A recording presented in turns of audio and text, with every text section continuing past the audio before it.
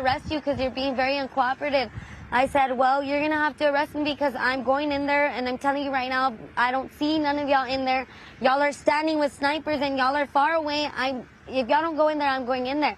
He immediately put me in cuffs. She says after Uvalde police officers told marshals to uncuff Gomez, she ran towards the school. As soon as they uncuffed me, I jumped that first gate fence, and once I jumped it, I went to my son's class, and I knocked on the door, and I remember the teacher saying, I'm like, hey, they're already boach cutting the fence to get me.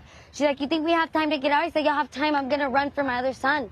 Once she was assured her son was okay, Gomez ran to get her other child, encountering more officers who tried to stop her. So I start yelling, and I'm being cooperative, and I'm like, well, y'all aren't doing what are y'all doing? Y'all ain't doing y'all need to be in here. Give me your vest. Somebody give me a vest, something. I started paying attention to how far the shots were being, so that I knew the shooter was all the way still by my first son's class. So when I went to my second son's door, the teacher didn't want to open the door for me.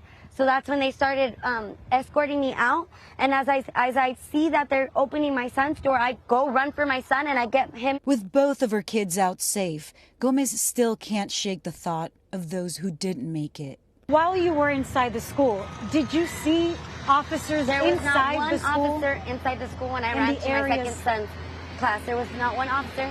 And you were hearing gunshots, so you knew that you could hear the it gunshots. was an active shooter. It was still active. The gunshots were still active. They were not in there. There was no one in there. If anything, when I pulled up, my car was closer to the school than where the snipers and everybody that was laying on the ground were.